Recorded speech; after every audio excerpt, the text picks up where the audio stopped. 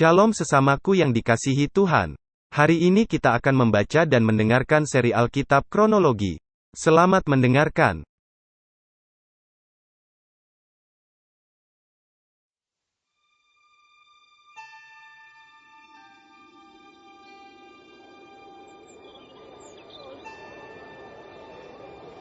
Pada waktu itu dalam jemaat di Antiokhia ada beberapa nabi dan pengajar, yaitu Barnabas dan Simeon yang disebut Niger, dan Lukius orang Kirene, dan Menahem yang diasuh bersama dengan raja wilayah Herodes dan Saulus. Pada suatu hari ketika mereka beribadah kepada Tuhan dan berpuasa, berkatalah Roh Kudus, "Khususkanlah Barnabas dan Saulus bagiku untuk tugas yang telah kutentukan bagi mereka." Maka berpuasa dan berdoalah mereka. Dan setelah meletakkan tangan ke atas kedua orang itu, mereka membiarkan keduanya pergi. Oleh karena disuruh Roh Kudus, Barnabas dan Saulus berangkat ke Seleukia, dan dari situ mereka berlayar ke Siprus. Setiba di Salamis mereka memberitakan firman Allah di dalam rumah-rumah ibadat orang Yahudi. Dan Yohanes menyertai mereka sebagai pembantu mereka. Mereka mengelilingi seluruh pulau itu sampai ke Pafos. Di situ mereka bertemu dengan seorang Yahudi bernama Bar-Yesus. Ia seorang tukang sihir dan nabi palsu. Ia adalah kawan gubernur pulau itu, Sergius Paulus, yang adalah orang cerdas. Gubernur itu memanggil Barnabas dan Saulus karena ia ingin mendengar firman Allah. Tetapi Elimas, demikianlah namanya dalam bahasa Yunani, tukang sihir itu, menghalang-halangi mereka dan berusaha membelokkan gubernur itu dari imannya. Tetapi Saulus, juga disebut Paulus, yang penuh dengan Roh Kudus, menatap dia dan berkata, "Hai anak iblis, engkau penuh dengan rupa-rupa tipu muslihat dan kejahatan. Engkau musuh segala kebenaran.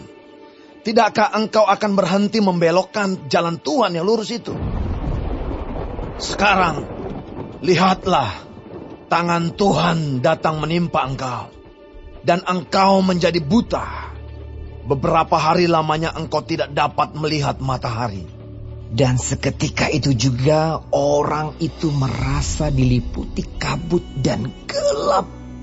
Dan sambil meraba-raba, ia harus mencari orang untuk menuntun dia. Melihat apa yang telah terjadi itu, percayalah gubernur itu. Ia takjub oleh ajaran Tuhan.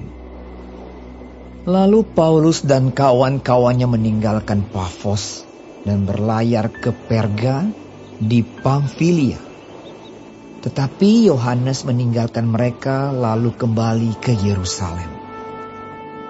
Dari Perga mereka melanjutkan perjalanan mereka, lalu tiba di Antiokhia di Pisidia. Pada hari Sabat mereka pergi ke rumah ibadat, lalu duduk di situ. Setelah selesai pembacaan dari hukum Taurat dan kitab nabi-nabi, pejabat-pejabat rumah ibadat menyuruh bertanya kepada mereka, "Saudara-saudara, jikalau saudara-saudara ada pesan untuk membangun dan menghibur umat ini, silakanlah." Maka bangkitlah Paulus. Ia memberi isyarat dengan tangannya, lalu berkata, "Hai orang-orang Israel, dan kamu yang takut akan Allah, dengarkanlah. Allah umat Israel ini telah memilih nenek moyang kita dan membuat umat itu menjadi besar ketika mereka tinggal di Mesir sebagai orang asing. Dengan tangannya yang luhur, ia telah memimpin mereka keluar dari negeri itu. 40 tahun lamanya ia sabar terhadap tingkah laku mereka di padang gurun. Dan setelah membinasakan 7 bangsa di tanah Kanaan, Ia membagi-bagikan tanah itu kepada mereka untuk menjadi warisan mereka. Selama kira-kira 450 tahun. Sesudah itu Ia memberikan mereka hakim-hakim sampai pada zaman Nabi Samuel. Kemudian mereka meminta seorang raja. Dan Allah memberikan kepada mereka Saul bin Kis dari suku Benyamin. 40 tahun lamanya. Setelah Saul disingkirkan, Allah mengangkat Daud menjadi raja mereka. Tentang Daud Allah telah menyatakan, Aku telah mendapat Daud bin Isai, seorang yang berkenan di hatiku dan yang melakukan segala kehendakku. Dan dari keturunannya lah, sesuai dengan yang telah dijanjikannya, Allah telah membangkitkan juru selamat bagi orang Israel, yaitu Yesus. Menjelang kedatangannya, Yohanes telah menyerukan kepada seluruh bangsa Israel, supaya mereka bertobat dan memberi diri dibaptis. Dan ketika Yohanes hampir selesai menunaikan tugasnya, ia berkata, Aku bukanlah dia yang kamu sangka, tetapi ia akan datang kemudian daripadaku. Membuka kasut dari kakinya pun aku tidak layak. Hai saudara-saudaraku, baik yang termasuk keturunan Abraham, maupun yang takut akan Allah. Kabar keselamatan itu sudah disampaikan kepada kita. Sebab penduduk Yerusalem dan pemimpin-pemimpinnya tidak mengakui Yesus. Dengan menjatuhkan hukuman mati atas dia, mereka menggenapi perkataan nabi-nabi yang dibacakan setiap hari Sabat.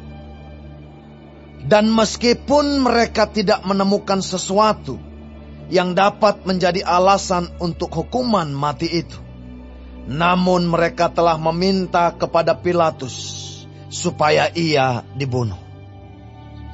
Dan setelah mereka menggenapi segala sesuatu yang ada tertulis tentang dia, mereka menurunkan dia dari kayu salib, lalu membaringkannya di dalam kubur. Tetapi Allah membangkitkan dia dari antara orang mati. Dan selama beberapa waktu ia menampakkan diri kepada mereka yang mengikuti dia dari Galilea ke Yerusalem. Mereka itulah yang sekarang menjadi saksinya bagi umat ini. Dan kami sekarang memberitakan kabar kesukaan kepada kamu, yaitu bahwa janji yang diberikan kepada nenek moyang kita telah digenapi Allah kepada kita. Keturunan mereka dengan membangkitkan Yesus, seperti yang ada tertulis dalam Mazmur kedua. Anakku, engkau, aku telah memperanakkan engkau pada hari ini. Allah telah membangkitkan dia dari antara orang mati, dan ia tidak akan diserahkan kembali kepada kebinasaan. Hal itu dinyatakan oleh Tuhan dalam firman ini. Aku akan menggenapi kepadamu janji-janji yang kudus yang dapat dipercayai, yang telah kuberikan kepada Daud. Sebab itu ia mengatakan dalam Mazmur yang lain, Engkau tidak akan membiarkan orang kudusmu melihat kebinasaan. Sebab Daud melakukan kehendak Allah pada zamannya. Lalu ia mangkat dan dibaringkan di samping nenek moyangnya. Dan ia memang diserahkan kepada kebinasaan. Tetapi Yesus yang dibangkitkan Allah tidak demikian. Jadi ketahuilah, hai saudara-saudara, oleh karena dialah maka diberitakan kepada kamu pengampunan dosa. Dan di dalam dialah setiap orang yang percaya memperoleh pembebasan dari segala dosa yang tidak dapat kamu peroleh dari hukum Musa. Karena itu, waspadalah supaya jangan berlaku atas kamu apa yang telah dikatakan dalam kitab nabi-nabi. Ingatlah, hai kamu penghina-penghina, tercenganglah dan lenyaplah. Sebab aku melakukan suatu pekerjaan dalam zamanmu, suatu pekerjaan yang tidak akan kamu percayai jika diceritakan kepadamu. Ketika Paulus dan Barnabas keluar, mereka diminta untuk berbicara tentang pokok itu pula pada hari Sabat berikutnya. Setelah selesai ibadah, banyak orang Yahudi dan penganut-penganut agama Yahudi yang takut akan Allah mengikuti Paulus dan Barnabas. Kedua rasul itu mengajar mereka dan menasihati supaya mereka tetap hidup di dalam kasih karunia Allah. Pada hari Sabat berikutnya datanglah hampir seluruh kota itu berkumpul untuk mendengar firman Allah. Akan tetapi, ketika orang Yahudi melihat orang banyak itu, penuhlah mereka dengan iri hati dan sambil menghujat, mereka membantah apa yang dikatakan oleh Paulus. Tetapi dengan berani, Paulus dan Barnabas berkata, "Memang kepada kamulah firman Allah harus diberitakan lebih dahulu. Tetapi kamu menolaknya dan menganggap dirimu tidak layak untuk beroleh hidup yang kekal. Karena itu kami berpaling kepada bangsa-bangsa lain. Sebab inilah yang diperintahkan kepada kami. Aku telah menentukan engkau menjadi terang bagi bangsa-bangsa yang tidak mengenal Allah, supaya engkau membawa keselamatan sampai ke ujung bumi." Mendengar itu bergembiralah semua orang yang tidak mengenal Allah, dan mereka memuliakan firman Tuhan. Dan semua orang yang ditentukan Allah untuk hidup yang kekal menjadi percaya. Lalu firman Tuhan disiarkan di seluruh daerah itu. Orang-orang Yahudi menghasut perempuan-perempuan terkemuka yang takut akan Allah dan pembesar-pembesar di kota itu, dan mereka menimbulkan penganiayaan atas Paulus dan Barnabas dan mengusir mereka dari daerah itu. Akan tetapi Paulus dan Barnabas mengebaskan debu kaki mereka sebagai peringatan bagi orang-orang itu, lalu pergi ke Ikonium. Dan murid-murid di Antiokhia penuh dengan sukacita dan dengan Roh Kudus.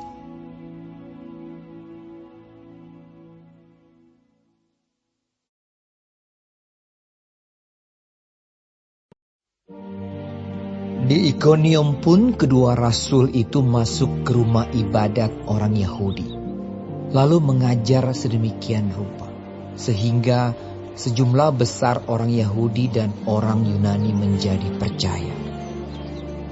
Tetapi orang-orang Yahudi yang menolak pemberitaan mereka memanaskan hati orang-orang yang tidak mengenal Allah dan membuat mereka gusar terhadap saudara-saudara itu. Paulus dan Barnabas tinggal beberapa waktu lamanya di situ. Mereka mengajar dengan berani karena mereka percaya kepada Tuhan. Dan Tuhan menguatkan berita tentang kasih karunia-Nya dengan mengaruniakan kepada mereka kuasa untuk mengadakan tanda-tanda dan mujizat-mujizat. Tetapi orang banyak di kota itu terbelah menjadi dua. Ada yang memihak kepada orang Yahudi, ada pula yang memihak kepada kedua rasul itu. Maka mulailah orang-orang yang tidak mengenal Allah dan orang-orang Yahudi bersama-sama dengan pemimpin-pemimpin mereka menimbulkan suatu gerakan untuk menyiksa dan melempari kedua rasul itu dengan batu. Setelah rasul-rasul itu mengetahuinya, menyingkirlah mereka ke kota-kota di Likaonia, yaitu Listra dan Derbe dan daerah sekitarnya. Di situ mereka memberitakan Injil. Di Listra ada seorang yang duduk saja karena lemah kakinya dan lumpuh sejak ia dilahirkan dan belum pernah dapat berjalan. Ia duduk mendengarkan ketika Paulus berbicara. Dan Paulus menatap dia dan melihat bahwa ia beriman dan dapat disembuhkan.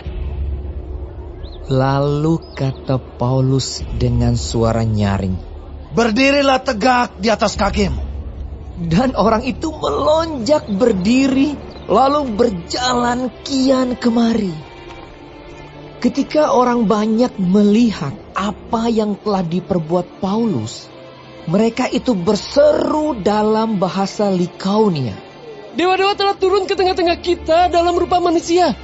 Barnabas mereka sebut Zeus dan Paulus mereka sebut Hermes karena ia yang berbicara. Maka datanglah imam dewa Zeus yang kuilnya terletak di luar kota, membawa lembu-lembu jantan dan karangan-karangan bunga ke pintu gerbang kota untuk mempersembahkan korban bersama-sama dengan orang banyak kepada rasul-rasul itu.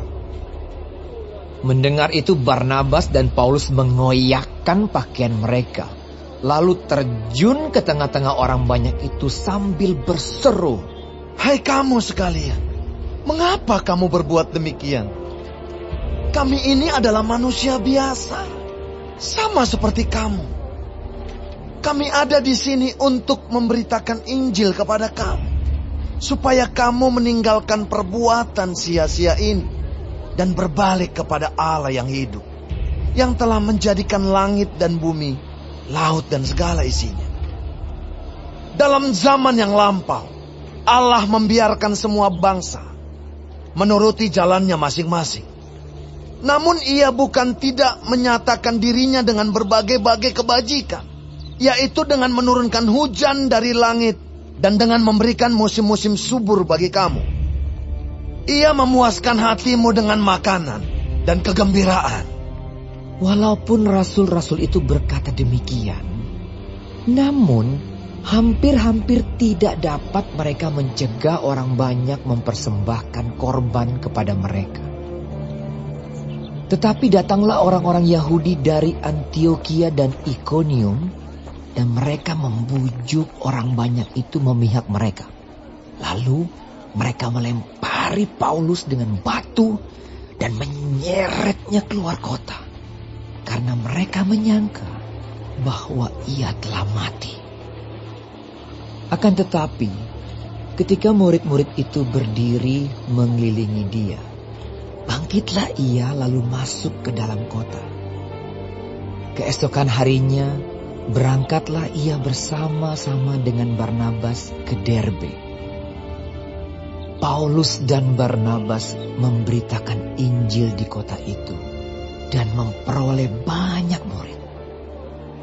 Lalu kembalilah mereka ke Listra, Ikonium, dan Antiokhia. Di tempat itu mereka menguatkan hati murid-murid itu dan menasihati mereka supaya mereka bertekun di dalam iman dan mengatakan bahwa untuk masuk ke dalam kerajaan Allah, kita harus mengalami banyak sengsara. Di tiap-tiap jemaat rasul-rasul itu menetapkan penatua-penatua bagi jemaat itu, dan setelah berdoa dan berpuasa, mereka menyerahkan penatua-penatua itu kepada Tuhan, yang adalah sumber kepercayaan mereka. Mereka menjelajah seluruh Pisidia dan tiba di Pamfilia. Di situ mereka memberitakan firman di Perga, lalu pergi ke Atalia di pantai. Dari situ berlayarlah mereka ke Antiokhia. Di tempat itulah mereka dahulu diserahkan kepada kasih karunia Allah untuk memulai pekerjaan yang telah mereka selesaikan. Setibanya di situ mereka memanggil jemaat berkumpul. Lalu mereka menceritakan segala sesuatu yang Allah lakukan dengan perantaraan mereka, dan bahwa Ia telah membuka pintu bagi bangsa-bangsa lain kepada iman. Di situ mereka lama tinggal bersama-sama dengan murid-murid itu.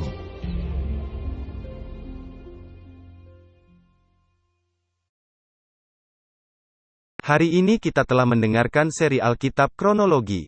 Tuhan Yesus memberkati.